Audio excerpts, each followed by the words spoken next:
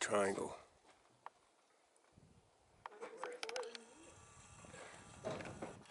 Push it down again. Push it. I just showed you this triangle with the chemtrail that just went straight underneath it, and then once that happened, all of this activity has shown up here.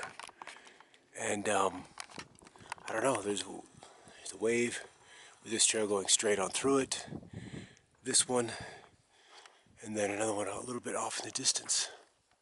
But when we look at the mountains, all this other wave stuff, wave action is beginning to show up. It's gotten rather heavy. As soon as this showed up, then the plains have shown up as well. So they kind of working hand in hand. Now we can see how these trails are essentially aligning with the development of these new clouds. And so this when the trails show up, the clouds then show up, and then the lenticular, the mountain wave clouds show up. And usually within that order. Come back to the north. I'm seeing another plane. And I'm going to have to get in the shade here to catch it, because it's a little bit bright on the screen. There he is.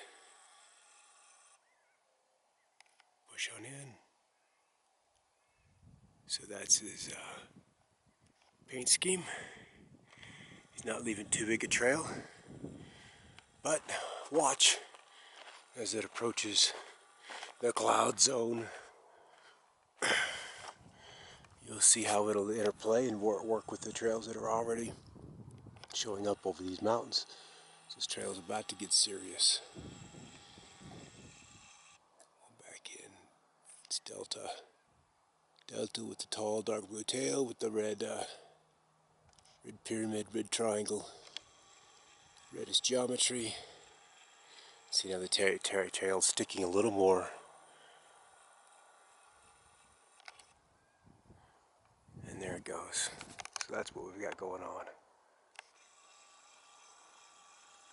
So something's going to be active on this mountain just to my northeast. They're working it hard. And notice all these powders are coming down. So that would indicate subsidence in the air. Here, the trail's kind of literally rolled over. And then the cloud is building back to the west. And all these waves are still happening. And there's another plane coming up this way. So they're very, very curious, very, very active in this spot. Here's essentially the end of a trail as I look towards the south, and just above it, some similar wave actions as displayed by the patterns that are showing up here in the trail. And then it looks like we're cresting some kind of wave right in through here. Boom, back out a little bit more. And you can see that wave that's showing up in the trail, and then it's funny how you can see the repeating patterns just above it that match what the trail behavior is doing, the same kind of shape.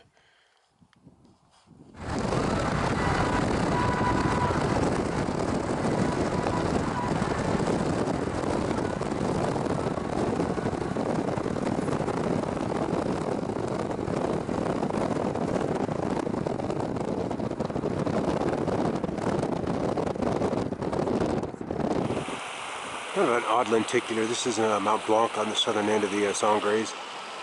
With the Sand Dunes National Monument and some of the 700 high foot dunes over there. And there's always weird stuff weather-wise down here. Always, always, always.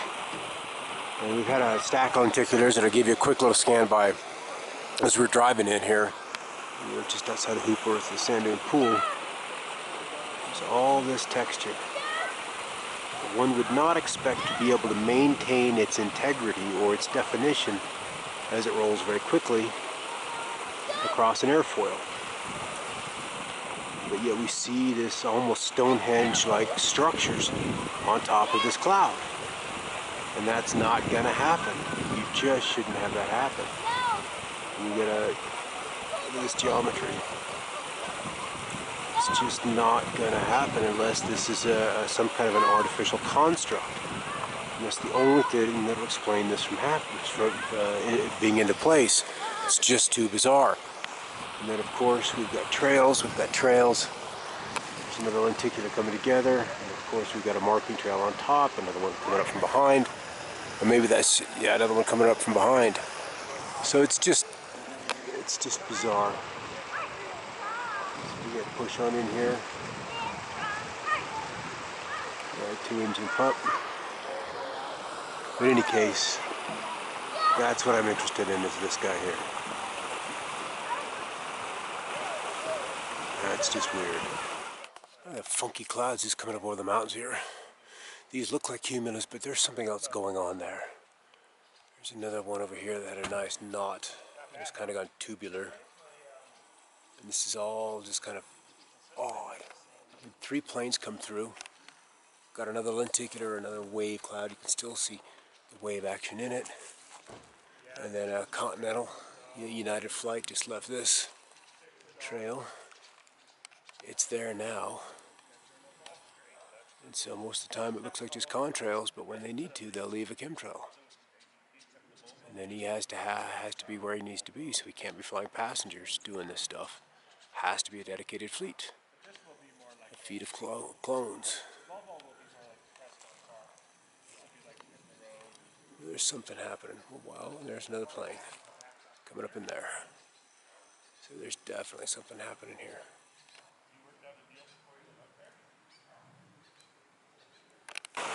This little bit of a trail right there. That's all that's left of that Continental, that United Flights trail.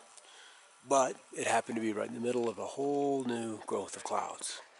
So like we have said and said and said, trails show up, clouds manifest. Or trails show up, clouds die.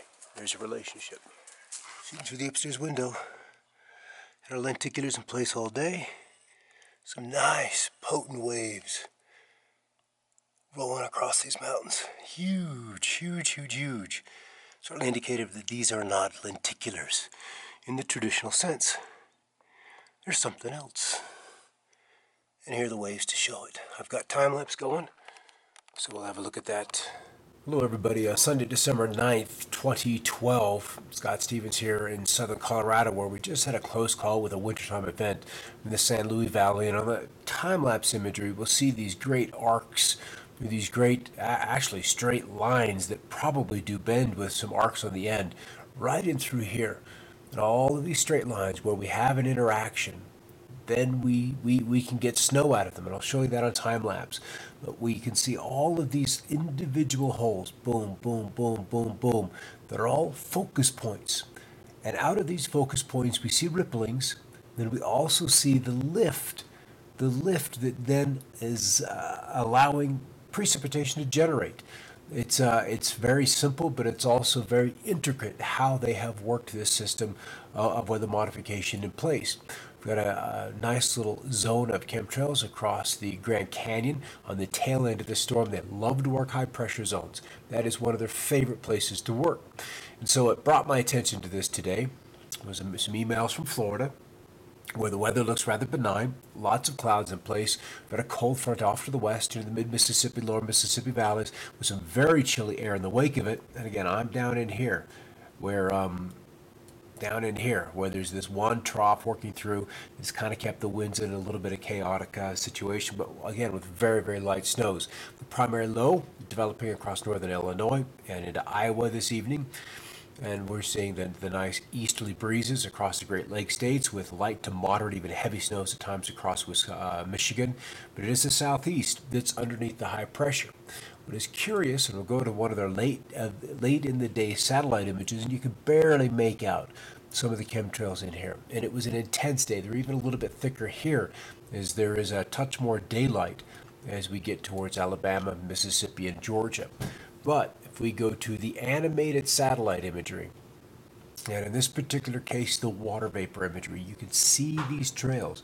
This X, and in fact, it's more than that. It's several trails just rolling across Miami. North of Miami, here's another stripe of them from south of Jacksonville, Cape Canaveral, and north of Tampa, St. Pete, and then on the outer edge along the Gulf Coast states. So all of the southeast utterly hammered by these chemtrails this afternoon. And let's pop back to the east. Here's the broader picture. Here's the low pressure system that is beginning to come together. And we can see the trails. They're a lot more difficult to see. And I'm not quite sure how much of this is going to survive the compression that will be applied to it to get it uploaded onto YouTube. But nevertheless, the trails are extensive across the Ohio Valley and Missouri River valleys. Here's one of the lows, and of course some of the odd geometry that has shown up in it, and all of the other ripplings which have to come into play as they use straight lines to bend the flow of the atmosphere. Here's another water vapor imagery, and you can see more trails being enhanced as they come off the coast of Mexico and out into the Gulf of Mexico. And what they tend to do is they really like to work zones of high pressure. And these zones of high pressure allow them to kind of work into a relatively still environment. When you build a high pressure, you control the movement of the jet stream, of the flow of the jet stream. And controlling high pressure seems to be a zone where they have become very, very good at working. This is where all the trails are in this area across Florida and out over the Gulf of Mexico. I'm dealing with this deep, deep trough moving into the west, beautiful high off the ridge of California. That kind of begins to nudge into California, shutting down their potential for rains.